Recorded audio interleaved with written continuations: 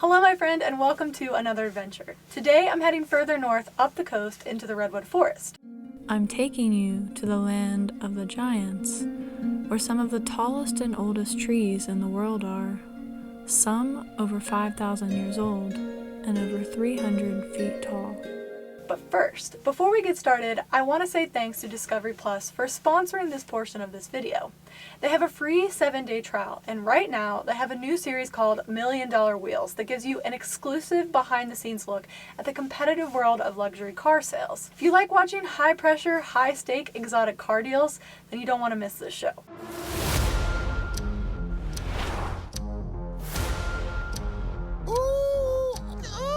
What you got? Oh, man. You want to try this thing? You got a second? What? Let's do it. Come on. This isn't your mom and pop car dealership where you pull up and do a test drive. This is you got the money or you don't. You want to talk about pressure? If you can't deliver, you're done. Welcome to the game.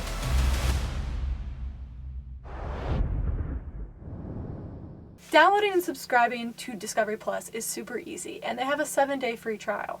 So, stream $1 Million Wheels only on Discovery+ now. Make sure you check out my description box below for more details, and thanks to Discovery+ for sponsoring that part of my video. Now, back to my regular content. Let's get this adventure started. Dusk. Dusk is such a special time of day. I call it golden hour because the sun diffuses its light and touches everything with so many amazing colors. We as humans are drawn to the light, not because it's beautiful, but because we're wired to. Our brains are synchronized to night and day by our master clock, the suprachiasmatic nucleus found in the hypothalamus. And through that, we follow a circadian rhythm. Our physical, mental, and behavioral patterns are influenced by these cycles of light and time. It's not just when we wake and when we sleep.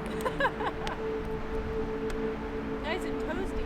It affects our bodies, moods, habits, hormones, and feelings, which is why I always say you should follow the light. As I traveled further north along the coast, I came across a glass beach. Aren't beaches supposed to be sandy? Well, apparently there are several of these around the world. At one point in time, many years ago, this was a dumping site for trash. Check out all the glass. There's all these different colored fragments, and they're so smooth you would never guess it was glass. All these years have just worn them down to be like perfectly round and smooth. Blue and teal and brown and clear. It's beautiful. Let me show you. The area would fill up so they'd move over to the next stretch of beach until it too became full. Eventually over time, what was biodegradable disappeared, and with some effort the metal was removed and the glass was left over and handled by the sea. The heavy surf and pounding waves eventually broke down the glass until what was left was a beach full of small, round, and smooth pieces of colored glass.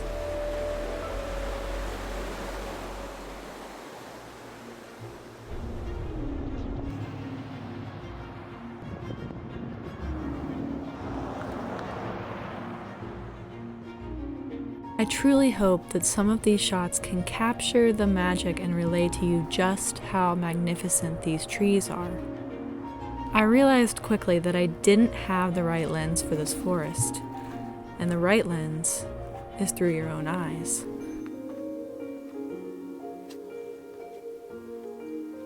There's something about exploring beneath a canopy of trees so high above you that makes you think that you're part of a fairy tale. There's nowhere else that emulates this feeling for me, and I was fully convinced I'd fallen down the rabbit hole. I've never been here before, but everything about it felt right.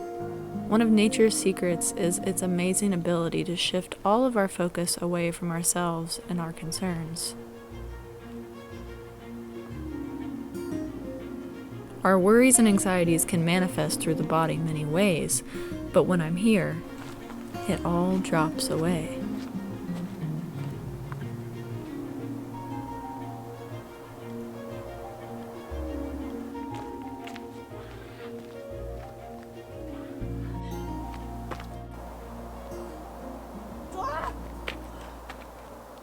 I think I need to grow a couple more feet and then I might have a chance. There's just miles and miles of these trails weaving in and out of these amazing trees. I get a lot of questions on how to stay fit. I know it can be uninspiring and boring to go to the gym. Try to find an area that is beautiful and inspires you to get outside and just hike. It's a great way of tricking yourself into exercising.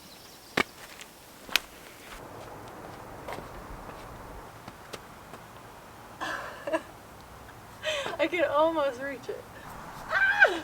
I'm inside the trunk of a tree. It's the first time I can say that. If you look up, it's so cool. You can see it's hollowed out. I don't think it's alive anymore, but it's still incredible to look at. 5,000 years old, 21 feet in diameter, 175 feet tall right now. Check it out.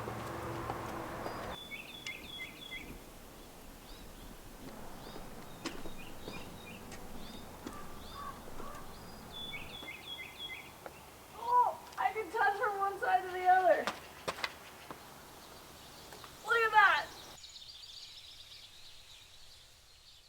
Well, this is the second drive-through tree, and I pulled her up as far as I could, but this truck is just too big for this drive-through tree.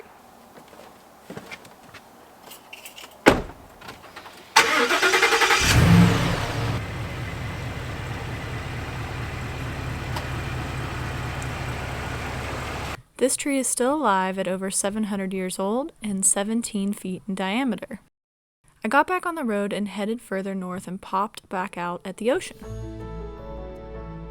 Found a beautiful grassy overlook. What an amazing view.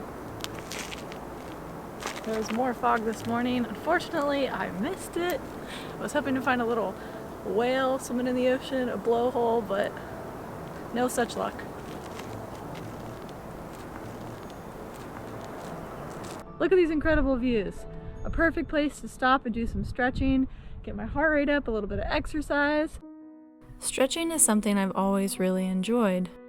I like the way that it makes me feel. When I stretch, I use the time to stop and take a minute to focus on my breathing, maintain some flexibility, and release some tension. Your body adapts to the most frequent moves you make, so if you're someone that spends a lot of time sitting at a computer all day, your range of motion is more likely to become limited. By stretching, squatting, and lunging, I try to maintain and improve my range of motion and flexibility. This is especially important to me on days when I sit at my computer all day and edit. Well, that was fun. I just hopped inside the camper to make a little something quick to eat because I'm feeling a little hungry and I think soup sounds good. It's cold outside. Well, not cold, just a little chilly. And a warm bowl of soup sounds nice. I'm gonna have some lentil soup. I have a recipe my mom used to make growing up. She had this weird stint where we ate tons of bean dishes for a while, and this one just has stuck with me. Lentil soup sounds a little weird, but lentils are pretty good for you. They're high in fiber, high in protein, and because they have so much soluble fiber, they can actually help reduce cholesterol. I eat them because they taste good, and it's just easy to eat when you're on the go. I like to add some vegetables on the top of my soup, so I have a little bit of leftover onion that I'm going to chop up. I like to add a nice crunch on the top. It's a nice splash of green and a little bit of herbaceous goodness. And then I also opened this brand new bottle of hot sauce. It's my last one I got from Mexico, so you know what that means. I'm gonna have to go back down to Mexico to get some more. Time to pour the soup in. Lentils, carrots, and we're gonna add, I know it doesn't look very pretty right now, then you just add some red peppers, some onions, then some nice green on top. Can't forget the cheese. Put that over on the side. Just add, come on, hot sauce. This is usually me. I might hit it and the whole bottle comes out. Oh wow, that's hot. And then you enjoy. Looks good.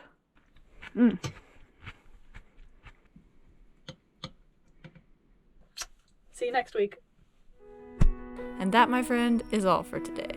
Thanks so much for watching, and make sure you don't miss next week's adventure.